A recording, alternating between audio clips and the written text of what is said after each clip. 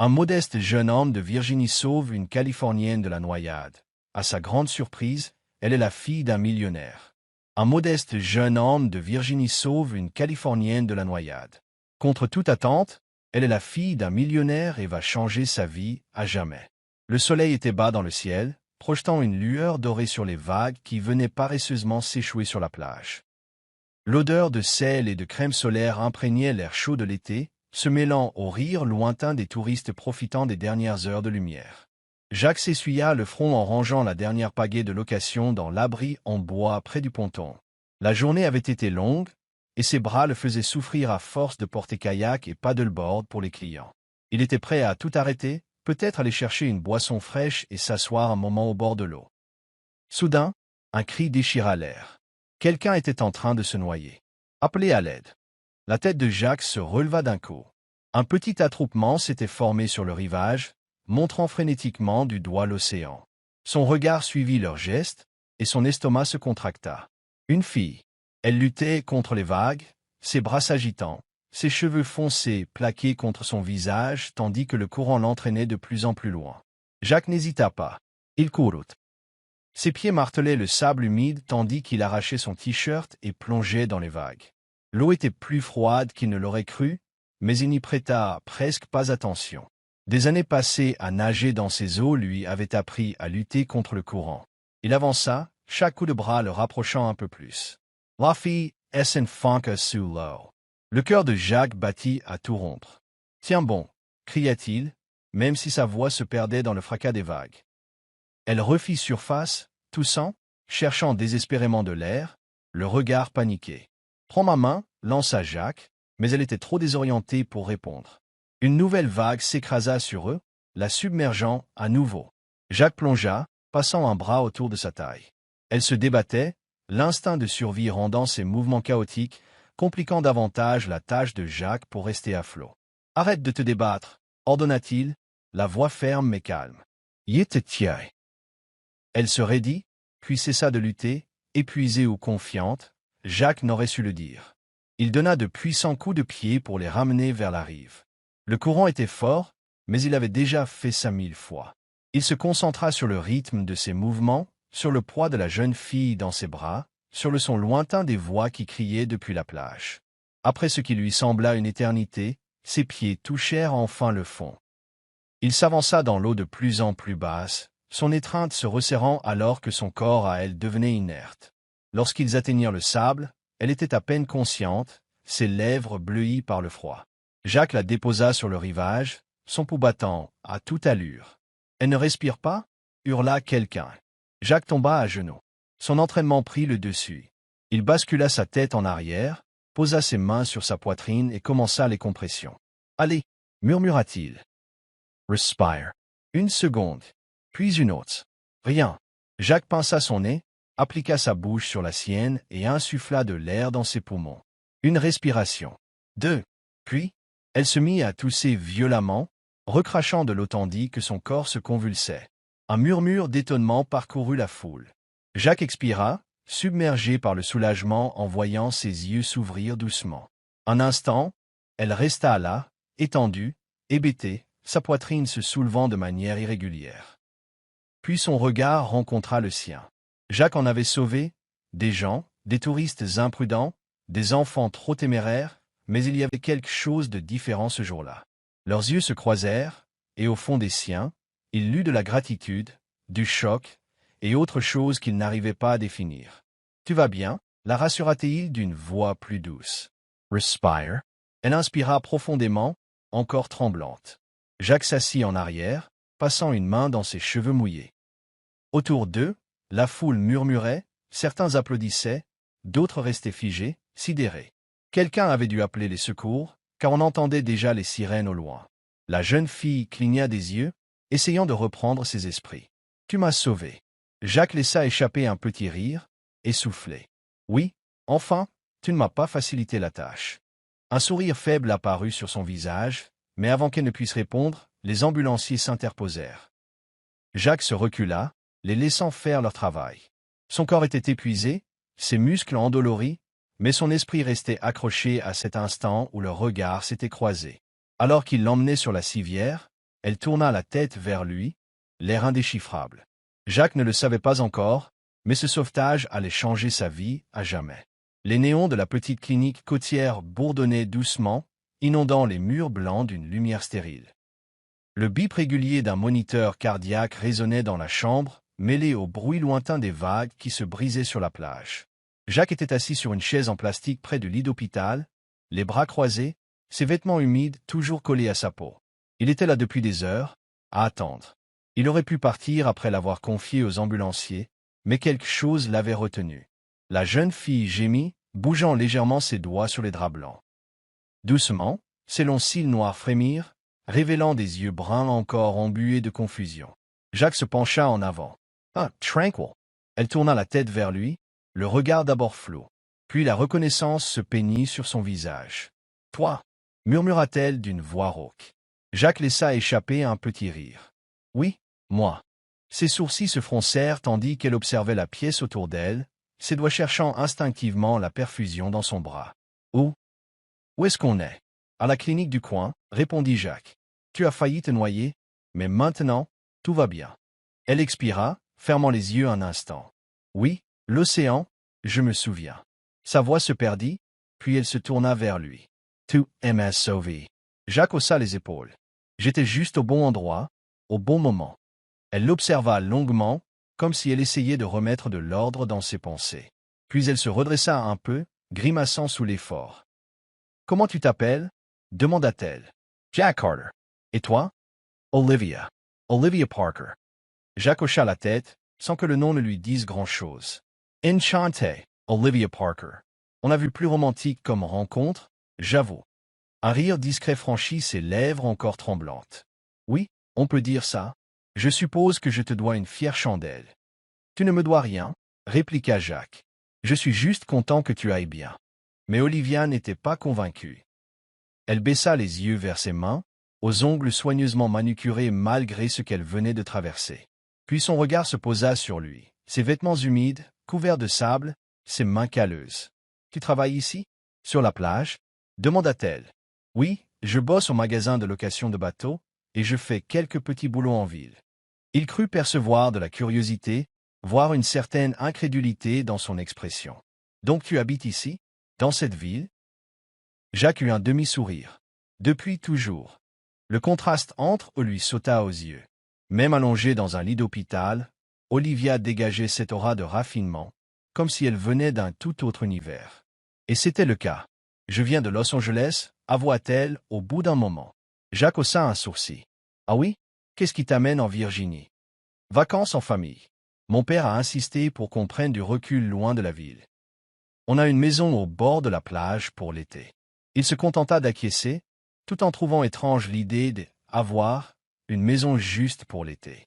Elle se passa la langue sur les lèvres, ajoutant « Mon père, c'est Parker. William Parker. Parker Enterprises. » Jacques cligna des yeux, reconnaissant finalement le nom.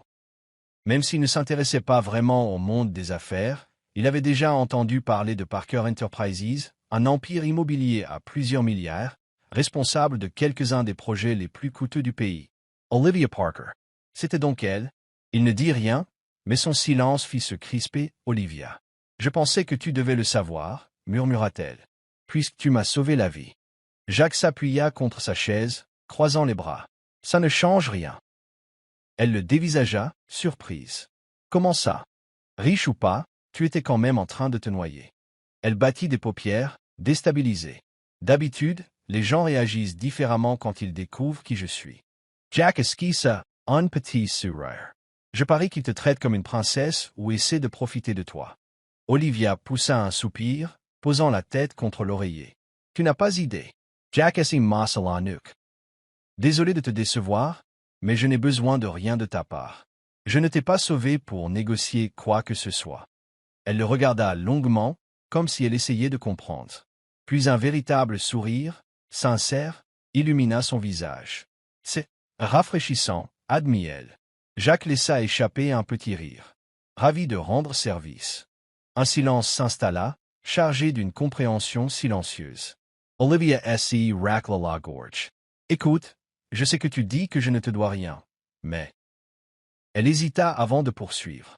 J'aimerais vraiment te remercier d'une manière ou d'une autre. Je t'assure, tu n'as pas à le faire. Mais je le veux, insista Olivia. De l'argent, un service, n'importe quoi. Dis-moi. Jack Soden's son regard.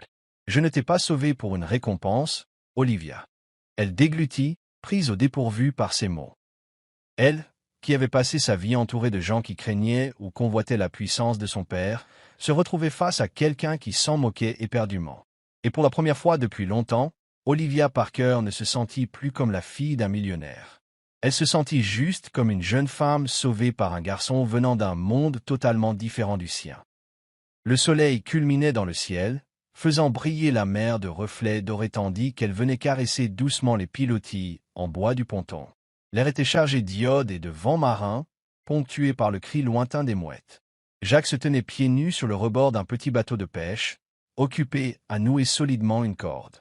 Ses mains, musclées et précises, exécutaient le geste avec aisance. Alors, Moussaillon, c'est quoi la suite? La voix d'Olivia retentit derrière lui. Jacques se retourna, plissant les yeux sous la lumière vive. Elle se tenait là, en short en jean et débardeur blanc, parfaitement à sa place, alors même qu'elle semblait hors du décor. Il esquissa un sourire moqueur. « Tu es sûre d'être prête pour ça ?» Olivia croisa les bras et leva un sourcil. « J'ai survécu à une noyade. Je pense pouvoir gérer une promenade en bateau. » Jacques rit doucement, secouant la tête. « Très bien, princesse, on va voir ce que tu as dans le ventre. » Elle leva les yeux au ciel, mais monta avec entrain à bord du bateau tandis que Jacques l'aidait à embarquer. D'un geste vif, il poussa et ils s'éloignèrent du quai, glissant sur l'eau. Les premières minutes se déroulèrent dans un silence agréable, Olivia se contentant d'observer le paysage. La côte s'étendait à perte de vue, sauvage et préservée, bien loin des plages privées et ultra-aménagées de Californie. « C'est magnifique, murmura-t-elle. Jacques, en train de régler la voile, lui jeta un coup d'œil. « Tu n'es jamais monté sur un bateau? »« Pas de ce genre, » répondit-elle, ramenant ses genoux contre sa poitrine. « Dans mon monde, tout est tellement planifié, cloisonné. Ici, c'est... » Elle chercha ses mots. « Libre » suggéra Jacques.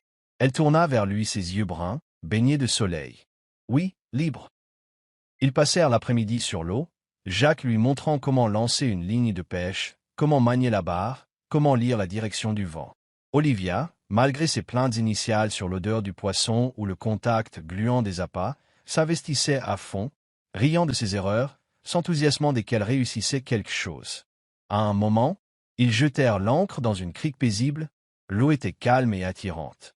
Jacques se tenait à la proue, les mains sur les hanches. Deuxième leçon, la baignade. Olivia leva les yeux au ciel. « Je crois que l'océan a déjà failli me tuer une fois. Ça ira. » Jack sourit. « C'est différent quand tu décides d'y aller. Allez, viens. » Elle hésita, mordillant sa lèvre. Puis, avant de laisser la peur la gagner, elle enleva son débardeur, révélant le bikini qu'elle avait enfilé par précaution, et plongea. L'eau était fraîche sur sa peau chauffée par le soleil, un frisson de bonheur la parcourut. Lorsqu'elle refit surface, Jacques était déjà dans l'eau, un peu plus loin. « Tu vois, dit-il en passant une main dans ses cheveux mouillés, ce n'est pas si terrible. » Elle sourit, basculant sur le dos pour flotter au gré des vagues. « Tu as raison. » Ils restèrent là un bon moment, se laissant bercer par l'eau, savourant l'instant.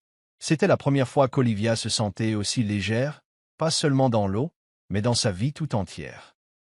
Sans attente, sans responsabilité, rien que le moment présent. Jacques l'observait, fasciné par sa façon de rire, par la douceur de ses traits sous le soleil. Il n'avait jamais rencontré quelqu'un comme elle. Quelqu'un d'aussi éloigné de sa réalité, mais qui semblait s'y fondre sans effort. Et ça le terrifiait, car plus ils passaient de temps ensemble, plus il s'attachait à elle, conscient qu'elle appartenait à un monde qui n'était pas le sien. Le soir venu, après avoir regagné la terre ferme, ils marchèrent sur la plage, leurs pieds s'enfonçant dans le sable frais. « Je comprends pourquoi tu aimes autant cet endroit », lança Olivia, serrant ses bras autour d'elle alors qu'une légère brise se levait. Jack la regarda. « Ah oui, c'est simple, authentique, pas de faux-semblants, pas d'exigence, juste la vie. » Jack sentit essay, gorge essay serrure. « Et ta vie à toi, en Californie ?» Elle soupira. « C'est pas la mienne. Pas vraiment. » Ils s'arrêtèrent de marcher. Olivia se tourna vers lui, et pour la première fois, il vit une vulnérabilité dans son regard qui lui vrilla la poitrine. « Tu as déjà eu l'impression de vivre une vie qu'on a choisie pour toi. » Jacques hésita, puis hocha la tête. « Oui. » Le silence retomba, mêlé au grondement doux des vagues et à la lueur de la lune sur l'océan. Jacques savait qu'il devrait se tenir à distance. Elle ne resterait pas. Elle venait d'un autre monde. Mais Olivia glissa sa main dans la sienne, ses doigts s'entrelacèrent aux siens. Et à cet instant, Jacques sut qu'il était fichu. Le matin l'apporta un air frais, chargé des senteurs salines et légères de l'été. Le soleil commençait à peine son ascension, projetant de longues ombres sur le vieux ponton en bois où Jacques s'affairait à régler des cordages. Il n'avait pratiquement pas dormi, repensant encore et encore à la manière dont Olivia avait serré sa main sous la lune, comme si elle cherchait à attraper quelque chose qui lui manquait depuis toujours. Le bruit de pas précipités derrière lui le sortit de sa rêverie. « Jack !» Il se retourna. Olivia se tenait là, pieds nus sur le quai, le vent décoiffant ses cheveux, ses yeux remplis d'une émotion qu'il n'arrivait pas à cerner. Avant qu'il ne puisse parler, elle lâcha. « Je dois partir. » Jacques sentit son estomac se nouer, mais il masqua son trouble. « Quand ? Maintenant. » « Oh !» Jacques soupira, les doigts crispés sur la corde qu'il tenait. « Eh bien, ce fut un plaisir de te connaître. Bon voyage. » Les sourcils d'Olivia se froncèrent. « C'est tout ?» Jacques haussa les épaules. « Je suis censé dire quoi d'autre ?» Elle le fixa, espérant qu'il la retienne, qu'il dise quelque chose qui la ferait rester. Mais Jacques refusa de laisser transparaître sa douleur. « Ta voiture t'attend, » dit-il en désignant le sentier menant à la route. Elle déglutit. « Oui. » Ils restèrent immobiles, le temps suspendu, puis Olivia se détourna et s'éloigna. Jacques la regarda partir, chaque pas lui brisant un peu plus le cœur. Quand elle disparut de son champ de vision, il s'efforça de fixer l'horizon vide, se répétant que c'était inévitable. Mais Olivia, elle, ne pouvait ignorer ce pincement au cœur. Alors que la voiture la ramenait loin de cette petite ville et de cette plage où elle s'était sentie si libre, elle sut qu'elle laissait derrière elle quelque chose de précieux, quelque chose de vrai, et qu'elle n'était peut-être pas prête à y renoncer. Les jours suivants furent étrangement silencieux. Jacques reprit sa routine, se levant tôt pour s'occuper du matériel, passer ses journées à entretenir et réparer les bateaux. Mais quelque chose avait changé en lui. Comme si un vide s'était installé là où Olivia avait laissé sa trace. Il se força à oublier. Elle n'était qu'un souvenir d'été, rien de plus. Pourtant, chaque soir, avant de s'endormir, il revoyait son sourire, sa manière de remonter ses cheveux mouillés, le contact de sa main dans la sienne. Puis la vie frappa encore, plus durement. Un appel téléphonique. Jacques terminait sa journée quand sa sœur cadette, Emma, l'appela en panique. « Jacques, c'est maman. Son estomac est nua. » « Qu'est-ce qu'il y a ?» Elle s'est écroulée. Il l'emmène à l'hôpital. Jacques n'attendit pas la suite. Il fonqua. À son arrivée, il la trouva sur un lit d'hôpital, le teint blafard, respirant difficilement. Les mots du médecin résonnèrent comme un coup de massue. Elle a un problème cardiaque. Ça se développe depuis un moment, mais elle a ignoré les signes. Jacques serra las dents. Ça ressemblait bien à sa mère, toujours à se sacrifier pour les autres. Elle aura besoin d'un suivi régulier, de médicaments, peut-être d'une chirurgie, ajouta le médecin. Jacques n'avait même pas besoin de demander combien cela coûterait. Il savait déjà que c'était trop. Alors il fit ce qu'il faisait toujours, il travailla encore plus. Il enchaîna les petits boulots, réparation, peinture, manutention, tout ce qu'il pouvait trouver pour payer les factures. Mais ce n'était jamais assez. Puis un autre coup tomba. Un après-midi, alors qu'il finissait sa journée, son patron, Karl, l'appela dans son bureau. « Jacques, soupira Karl, je déteste te dire ça, mais on va faire des changements. » « Quels changements ?» Karl hésita. « Nouvelle direction. Ils amènent leur propre personnel. » Look heard at Jack S.E. Sarah. « Tu m'y virais ?» Karl avait l'air sincèrement désolé. « Ce n'est pas contre toi. Tu es un des meilleurs, mais c'est comme ça. » Jacques sortit sans un mot, la rage au ventre. Il se mit alors à cumuler d'autres petits boulots, mais c'était toujours trop peu. Les factures d'hôpital s'accumulaient, sans parler de tout le reste. Puis un soir, en rentrant, il trouva sa sœur Emma à la table de la cuisine, un courrier à la main, le visage livide. « Jack !» murmura-t-elle en lui tendant l'enveloppe. Il la prit, lut le papier. Dernier avertissement. S. A.C.'s imminence. Ils allaient perdre la maison. Tout ce pourquoi leur mère s'était sacrifiée. Jacques ferma les yeux, les poings serrés. Il avait cru qu'à force de travail et de détermination, il pourrait protéger sa famille. Mais pour la première fois, il se sentit impuissant, sans solution. La lumière dorée de l'après-midi baignait la petite maison usée par le temps où Jacques avait grandi. La peinture du perron s'écaillait, les marches en bois grinçaient sous le poids des années, et le jardin qui autrefois fleurissait grâce aux soins de sa mère avait dépéri sous le poids des difficultés. Jacques était assis sur le perron, la tête basse, serrant dans ses mains la lettre de saisie, à moitié froissée. Le vrombissement d'un moteur attira son attention. Il releva la tête pour voir une voiture noire, élégante, s'arrêter devant chez lui. Le genre de voiture qui ne roulait jamais dans ce quartier. Jacques fronça les sourcils, se levant tandis que le chauffeur sortait du véhicule et ouvrait la portière arrière. C'est alors qu'il la vit. Olivia. Pendant un instant, il resta figé, incapable de comprendre. Elle semblait différente. Elle portait un tailleur bien coupé sur un chemisier en soie, ses cheveux lisses, la posture assurée. Elle dégageait une forme de pouvoir. Mais quand son regard croisa celui de Jacques, il reconnut l'Olivia qu'il avait connue, celle qui avait ri sur son bateau et marché main dans la main sur la plage. Elle prit une inspiration et s'avança vers lui. « Jack !» Entendre son nom dans sa bouche lui fit un choc au cœur, mais il se renferma. « Olivia, tu es perdu ?»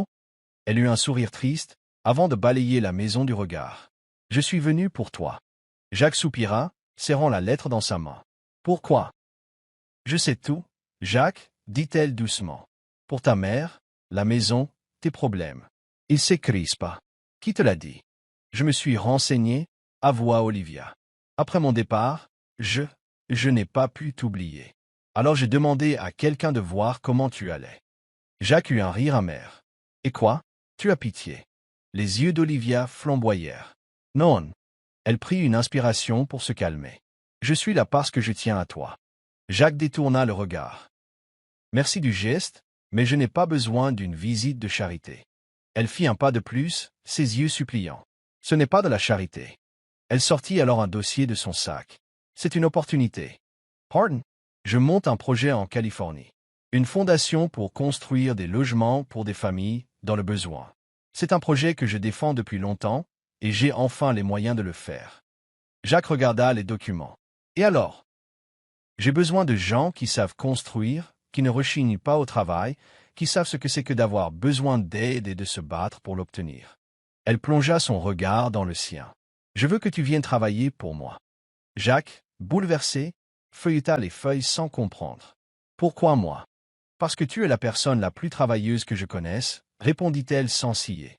« Parce que je sais que tu n'accepteras pas mon argent, mais que tu accepteras de gagner le tien honnêtement. » Il avala S.A. Salif. Les pages du dossier mentionnaient des salaires, un poste stable, une vraie chance de repartir à zéro, d'aider sa famille. Il releva les yeux vers Olivia, ses pupilles débordantes de sincérité. « Tu as fait tout ce chemin juste pour me proposer un boulot. »« Je t'ai dit, » répondit-elle, la voix plus douce. « Je ne pouvais pas t'oublier. » Jack resta immobile, le cœur battant. Depuis des années, il pensait qu'il n'y avait pas d'issue, qu'il était condamné à se noyer dans ses dettes et ses soucis. Et là, Olivia Parker se tenait devant lui tendant une bouée de sauvetage. Il la regarda. Elle n'avait pas l'ombre d'un doute. Elle était venue pour lui. Et il décida de ne plus la laisser repartir. Le soleil de Californie tapait fort, projetant des ombres longues sur le chantier. L'air sentait la sueur, le béton frais. Au loin, le vent marin qui soufflait depuis l'océan. Jacques s'arrêta un instant pour essuyer la sueur sur son front avant de repositionner son marteau et d'enfoncer un nouveau clou dans la planche. Cela faisait plusieurs mois qu'il avait accepté l'offre d'Olivia et qu'il avait posé le pied à Los Angeles, un univers à l'opposé du sien. Les gratte-ciel, les restaurants huppés, les gens en costume pressés. Il ne s'y était pas fait tout de suite. Mais ici, sur le chantier, il retrouvait ce qui lui était familier. Le travail manuel, l'effort collectif, la satisfaction de construire quelque chose de concret. D'abord, on l'avait regardé comme un intrus, un type débarqué de nulle part, embauché personnellement par Olivia Parker. Certains pensaient qu'il ne tiendrait pas, qu'il était un simple cas social. Mais Jacques avait bossé plus dur que tous. Premier arrivé, dernier parti, prêt à apprendre et à donner le meilleur de lui-même. Peu à peu, on l'avait respecté. y compris William Parker, le père d'Olivia. Au début, il s'était montré suspicieux, persuadé que Jacques n'était qu'un caprice de plus dans la vie de sa fille. Mais après l'avoir vu diriger un chantier d'une main de maître, il l'avait abordé un soir. « Tu en as, du potentiel, fiston », avait-il lâché en lui serrant la main, lui qui d'ordinaire n'accordait qu'un signe de tête distant. Jacques était resté humble, mais il s'était senti fier. Il progressait, jour après jour, et plus il avançait, plus son cœur s'ancrait auprès d'Olivia. Parce que, la nuit venue, il s'échappait du bruit de la ville pour aller marcher sur la plage de Malibu, main dans la main. Et dans son sourire, Jacques lisait qu'elle l'aimait autant qu'il l'aimait. Puis, un soir, alors que la lune se reflétait sur les vagues, Jacques s'était arrêté. Il la laissa continuer quelques pas avant qu'elle ne réalise qu'il ne la suivait plus. Elle se tourna, interrogative. C'est à ce moment qu'il posa un genou à terre. Le souffle d'Olivia se coupa. Jacques sortit une petite bague improvisée, fabriquée à partir d'un coquillage qu'il avait ramassé avant de quitter la Virginie. Un morceau de chez lui, poli et façonné. Il la regarda avec intensité. « Olivia Parker, dit-il d'une voix basse mais assurée, je n'ai ni manoir, ni titre prestigieux. Je n'ai pas de jet privé, ni d'empire milliardaire. Mais j'ai ça. » Il montra la bague. « Et je tais-toi. » Olivia sentit les larmes monter. Jack, le cœur battant, continua. « Je t'aime. Depuis cet été où tu as failli passer par-dessus bord, depuis le premier jour où tu m'as traité de marin d'eau douce. » Un rire nerveux les secoua tous les deux. « Je ne sais pas où la vie nous mènera, mais si tu es avec moi, je sais que ça en vaudra la peine. » Il reprit son souffle, les mains tremblantes. « Veux-tu m'épouser ?» Les larmes d'Olivia coulèrent quand elle acquiesça d'un geste fébrile. « Oui. » Jacques, soulagé, fit glisser la petite bague en forme de coquillage à son doigt. Elle se jeta dans ses bras, l'embrassant à perdre haleine, les vagues comme témoins. Et à cet instant, il sut qu'il avait enfin trouvé sa place. Le clapotis de l'océan résonnait autour des chaises blanches soigneusement disposées sur la plage. Des guirlandes lumineuses pendaient entre des poteaux de bois, scintillant dans le ciel du crépuscule. Les invités bavardaient à voix basse, le regard tourné vers l'allée de sable qui menait à la mer. Jacques attendait, pieds nus dans le sable, vêtu d'une chemise en lin, les mains jointes devant lui. Il aurait cru rêver, mais c'était bien réel. Le son d'une douce musique s'éleva, et alors, Olivia apparut. Elle traversa le sable, vêtue d'une simple robe blanche, les cheveux lâchés, ondulant dans la brise marine.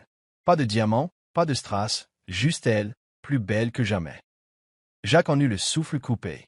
La cérémonie fut intime, pleine d'émotion. La sœur de Jacques, Emma, se tenait à ses côtés en guise de témoin, tandis que la meilleure amie d'Olivia tenait son bouquet. Même William Parker était là, assis au premier rang, observant sa fille avec une fierté mêlée d'émotion. Quand le célébrant annonça qu'ils pouvaient s'embrasser, Jacques prit Olivia dans ses bras sous les applaudissements joyeux de l'assemblée. À partir de ce jour, les choses ne firent que grandir. Jacques poursuivit son travail au sein de la fondation d'Olivia, avec le même acharnement. Mais désormais, il voyait plus grand. Ils lancèrent un nouveau programme à Virginia Beach, aidant d'autres familles à accéder à un logement décent. Ils voyagèrent, main dans la main, au service des autres, construisant, rénovant, donnant un second souffle à des communautés entières. Olivia, de son côté, laissa derrière elle l'univers du luxe sans âme. Elle trouva sa véritable passion dans ses chantiers communautaires, dans les regards émus de ceux à qui elle remettait les clés d'une maison toute neuve. Ensemble, ils bâtissaient non seulement des habitations, mais aussi la vie qu'ils avaient choisie. Pourtant, peu importe où ils allaient, ils revenaient toujours sur cette plage qui les avait unis. Un soir, alors qu'ils contemplaient le soleil s'enfoncer dans l'horizon, Olivia posa sa tête sur l'épaule de Jacques. « Tu repenses souvent à ce jour ?» demanda-t-elle. Jacques tourna la tête vers elle, caressant une mèche de ses cheveux. « Quel jour ?»« Celui où tu m'as repêché ?» fit-elle en riant doucement. Il sourit. « Celui où tu t'es trop avancé dans un courant que tu ne connaissais pas, tu veux dire ?» Elle le tapa gentiment sur le bras. « Je ne savais pas, ok ?» Jacques embrassa ses cheveux. « Oui, j'y pense souvent, avoua-t-il. » Elle sourit, les yeux perdus sur la mer. « Je croyais qu'un inconnu m'avait sauvé ce jour-là. Je ne savais pas que c'était en réalité la première page du nouveau chapitre de ma vie. » Jacques sentit son cœur se serrer d'émotion. Il resserra son étreinte. Je pense qu'on s'est sauvés mutuellement, murmura-t-il. Elle leva les yeux vers lui, remplie d'amour. Oui, je le crois aussi. Et ils restèrent là, enlacés, tandis que la mer chuchotait ses secrets et que les étoiles illuminaient le ciel. Jacques savait qu'il avait enfin trouvé la réponse à toutes ses peurs. Il avait trouvé l'amour et un foyer, là où il s'y attendait le moins. Ainsi, l'histoire de Jacques et Olivia n'est pas seulement une romance. C'est un témoignage de destinée, de résilience et du pouvoir de la bienveillance. Tout a commencé par un sauvetage inattendu dans l'océan, et s'est transformé en une aventure que ni l'un ni l'autre n'aurait pu imaginer. Ils venaient de mondes différents, mais ils ont construit ensemble une vie, fondée non pas sur la richesse ou le statut, mais sur l'amour, la générosité et la beauté simple de venir en aide aux autres. Jacques, qui se croyait condamné à lutter éternellement, et Olivia, qui pensait être prisonnière de l'héritage familial, ont prouvé que le bonheur ne dépend pas de l'endroit d'où l'on vient. Il dépend de la personne qu'on choisit de devenir et de l'amour qu'on choisit d'offrir et de recevoir. Si cette histoire vous a touché, n'hésitez pas à liker, partager et vous abonner à Soul Steering Stories pour découvrir d'autres récits émouvants qui nous rappellent la beauté de la vie. Car parfois, ce sont les histoires les plus incroyables qui viennent à nous quand on s'y attend le moins.